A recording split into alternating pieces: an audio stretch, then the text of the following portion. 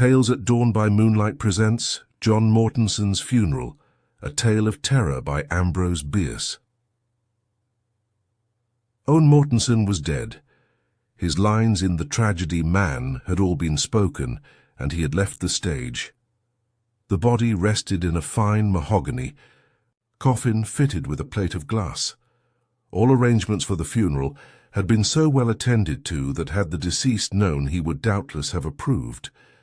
The face, as it showed under the glass, was not disagreeable to look upon.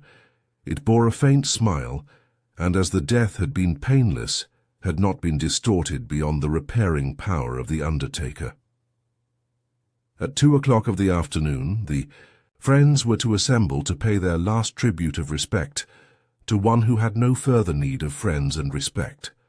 The surviving members of the family came severally every few minutes to the casket and wept above the placid features beneath the glass. This did them no good. It did no good to John Mortonson. But in the presence of death, reason and philosophy are silent.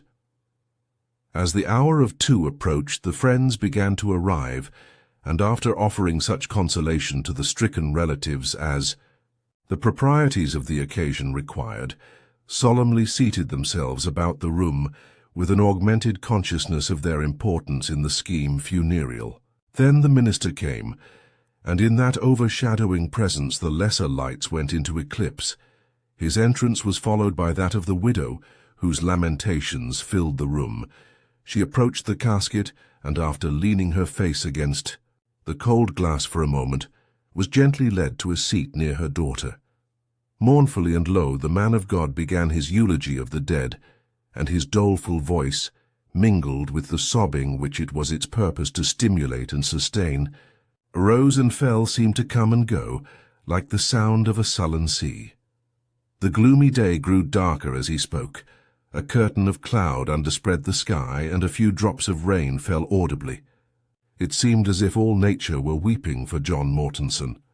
When the minister had finished his eulogy with prayer, a hymn was sung, and the pallbearers took their places beside the bier. As the last notes of the hymn died away, the widow ran to the coffin, cast herself upon it, and sobbed hysterically. Gradually, however, she yielded to dissuasion, becoming more composed, and as the minister was in the act of leading her away, her eyes sought the face of the dead beneath the glass. She threw up her arms, and with a shriek fell backward, insensible.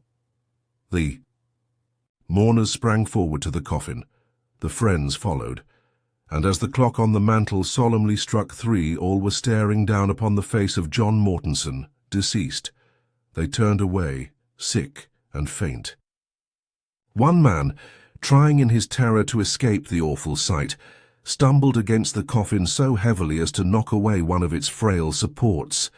The coffin fell to the floor. The glass was shattered to bits by the concussion.